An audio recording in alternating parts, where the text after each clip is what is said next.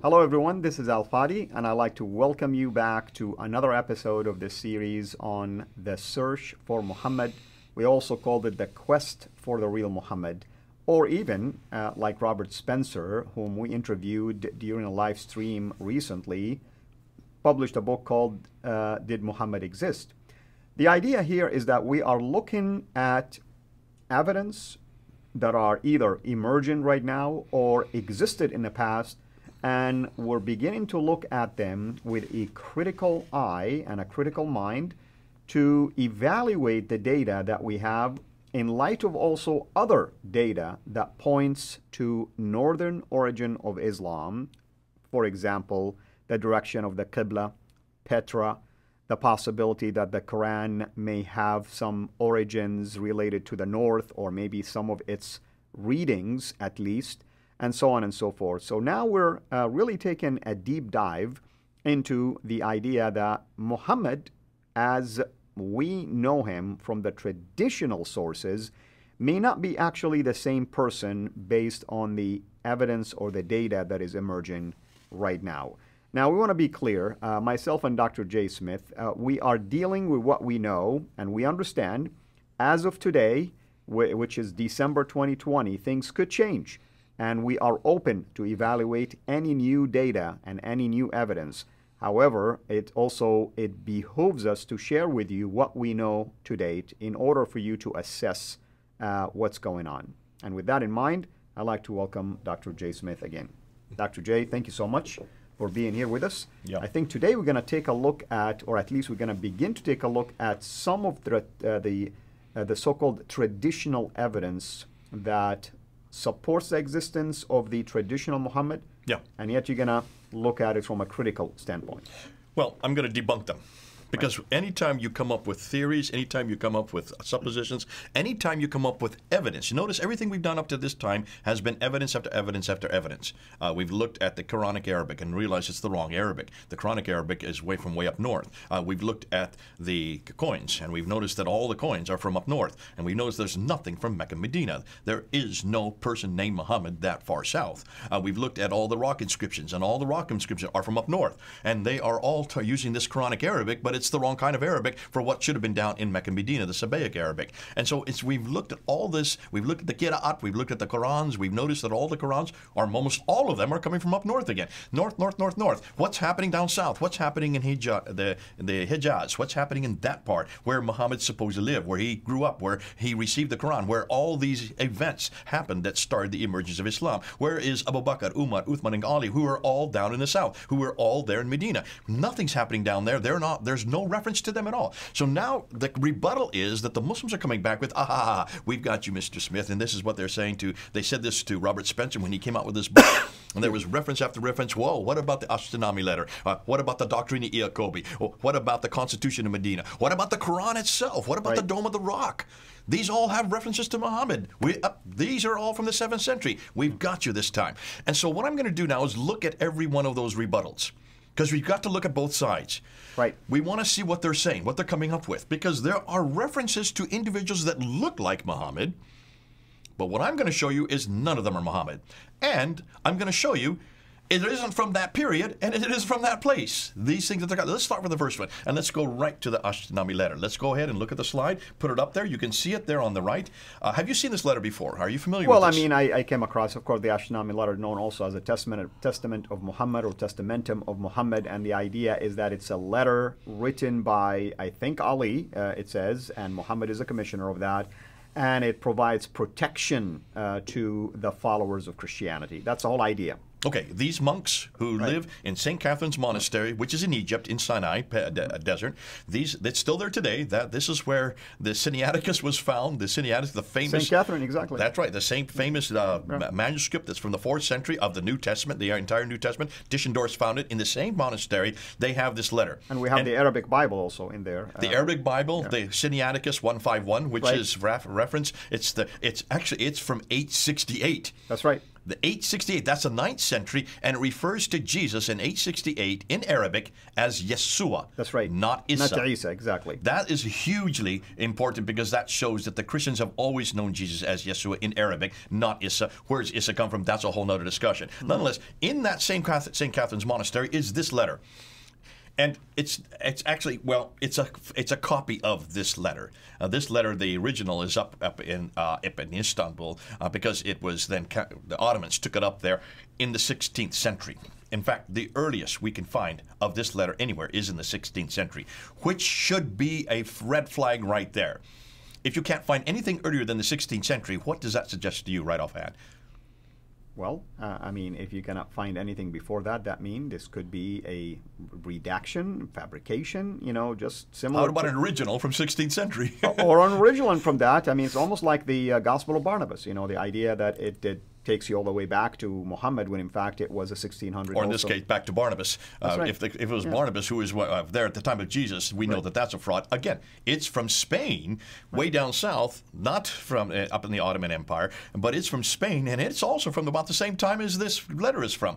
That should show you right away that we're talking about something that's very, very, very late. Right. Redacted back, as you say, to the time of Muhammad. In fact, what do you do when you want to redact? You put an image or you put a signature. Notice, look at it. Let's look at the slide again. You notice that hand that is there at the bottom. Yeah, supposedly it's the hand of Muhammad. That's the hand of Muhammad. There's the signature Muhammad, proof that this is authentic, right? Right. That immediately says there's a problem here.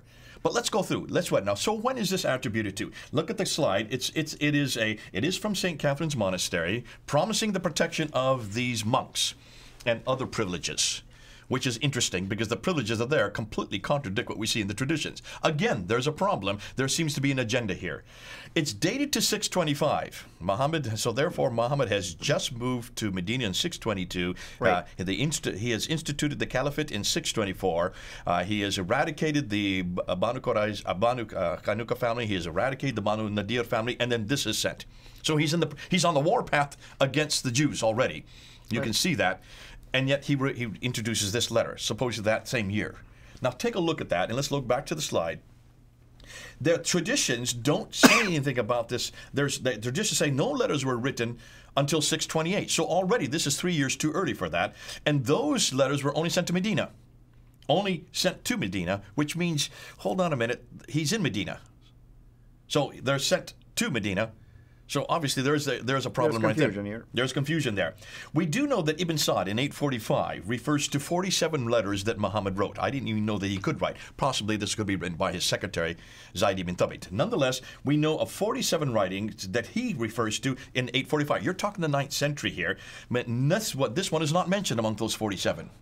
So if it was such an important letter, why was it not mentioned? And we know of no letter that was sent up to Egypt. What's fascinating is, take a look at it again. You see a minaret on the right side there. Yes. You see it? There's a minaret there. There's a mosque and there's a minaret there, right? Minarets were not created till the 9th century. So how can you have a minaret there in 625, sorry, in the 7th century? Yeah. They were not really used until the 11th century. Boy, I'm catching now what you got. So this is itching. This is a historical anachronism right there within the picture. That is visible. Interestingly, it uses the reference to Sultan, but that was not used until Mahmud Ghazana used that between 998 and 1030. That is the 10th and 11th century. That's 350 years. It's a title, basically. It's a title, and that was not used for another 350 years. So there's another historical anachronism. It also mentions a mosque. In fact, it shows one right there. Yet in Egypt, there were no mosques until 641. And then it talks about the jizya rate, that it was decided by Christians. Christians deciding their own jizya tax? I've never heard of that, of course. Is that anywhere in the traditions? No one wants to pay jizya anyway. And would you be the one who are imposed upon it? Would you be the one that decides on what you pay? And not only is it illogical, it confronts exactly what the traditions are saying. Notice everything is confronting what the traditions say, and it's confronting history. Let's continue. Look at the slide. It refers to Malak Muqara, which is the angel of proximity. That is a Sufi saying that was first introduced by Mutnabi in 965. That's the 10th century. That's Al-Mutanabbi. He's a very famous... 340 years, much, much too late. So can you see? fascinating, it also refers to Christian, Egyptian, and medieval Arabic. This kind of Arabic, and if you look at it, you see it has different kinds of Arabic that are included on that. These were never used down in the Hijaz for one very good reason. There were certainly no Christians that far south. The Egyptians were much too far north to be using that down in the Hijaz. And medieval Arabic doesn't begin to appear until the 9th century.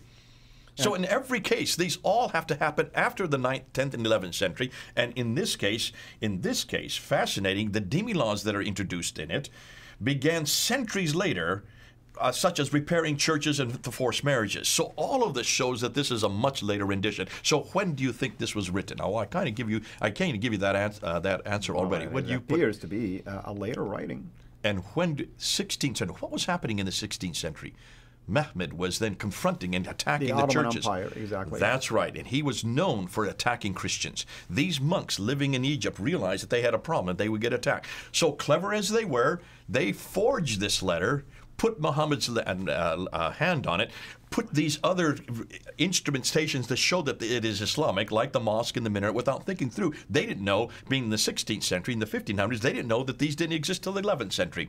They made all kinds of historical anachronisms, but then the Muslims at that time up in Turkey would not have known any difference anyways, and they accepted it as authentic. Why? Because Muhammad's hand was on it. So in short, the monks in St. Catherine's Monastery in the 16th century needed protection from the marauding Muslims all around them. So they forged this letter and then added Muhammad's name and his hand to give it authority in order to safeguard their monastery. Thus, this is nothing more than an 800-year-old fraud. Anyone has done, like those who are involved in textual criticism, have they done any dating of this document? Yes. Since St. Catherine is rich with many manuscripts. Here's the problem. In fact, I remember when I first introduced this, I think I introduced it in June of this year or May or July. I think it's up there on my YouTube channel. I was the first one to actually unpack this and show it. I don't know how many letters I got back from Christians in the Middle East saying, brother, you're not helping us. This does not help us. We need this letter to protect us even today. And I said, I'm sorry. I didn't realize that I'm putting you in danger. I had one lady, she was just yelling at me. She says, do you realize what you're doing? You're destroying one of the few things that safeguards us. And I said, you know, I have to be a historian. I realize that this is not, no one on either side wants me to do this. But I've got to respond to what the evidence is in front of me. I cannot sit there and therefore say this is not a fraud for your protection. I have to say what this is. It is a fraud. Unfortunately, if Muslims have to use this to stop them from hurting the Christians in Egypt, then I would say that Egypt has a real problem, and so do the Islam have a real problem. Yeah. And of course, there is the Pact of Omar. That's another questionable document, but that doesn't deal with Muhammad. Of course, it deals with the caliphs, technically speaking, and there's a debate which Omar we're talking about in the first place. But all that to say is that I see your point. You don't want to endorse a fraudulent document just for the purpose of just pretending that it has nothing whatsoever to do with the historicity of the founder of Islam. Okay, well, have you received any pushback on this? Well, the pushback I get, of course, is from Muslims themselves who are saying, you're just doing this because you're biased. I said, no, take a look at, I'm not using anything. What have I said that's biased in just the last 10 minutes? Where have I gone? I'm using historical evidence. Haven't we said this from the very beginning? We're not interested in what is from the 9th, 10th, 11th. Now we're saying we're not even interested in that what's from the 16th century. We said that about the Qira'ats. We're certainly not interested in that what's in the 15th century. We want to know what's in the 7th century. Always come back to the 7th century. And we always need to come back to the 7th century, the very beginning of time, because that's the period that we're investigating. And this is not from the 7th century. This is not from 625. It's from the 1500s. Any person from the field of academia also pushed back on this? No one's pushed back on academia. You can say, how can they? Because what we're doing is academic. We're doing academic research on this. You have to look for historical anachronisms. You have to look for textual criticism, looking and seeing what kind of Arabic is used there, and you can see that the fact that it uses Christian, Egyptian, and medieval Arabic, medieval meaning 9th, 10th, 11th century Arabic, it's much too late, and it's much too far north. What are we going to be looking at next time? Well, next we're going to go into the Doctrina Iacobi, or we're going to do that with Constitution of Medina next, which again gets to the Pact of Omar. The two could be used simultaneously. We're going to look at the Constitution of Medina because Muslims love this one. And they say because this is probably one of the best constitutions that should be used all over the world. Oh, yeah. I mean, I grew up studying that myself. Okay. That's the next. Very good. Thank you so much, everyone. Thank you for joining us. Hope you've enjoyed this episode and you've been enjoying everything that we have been presenting to you. Until next time, have a blessed day. Thank you so much for taking the time to watch this video. We can't make these quality videos without the help of partners like you. So please consider becoming a Patreon supporter today at patreon.com/CIRA International. I want to make sure you always get notified when we release a new video. So please click the bell to be notified, and of course, make sure to subscribe to this channel. If this video was helpful to you, please click the thumbs up. Thank you.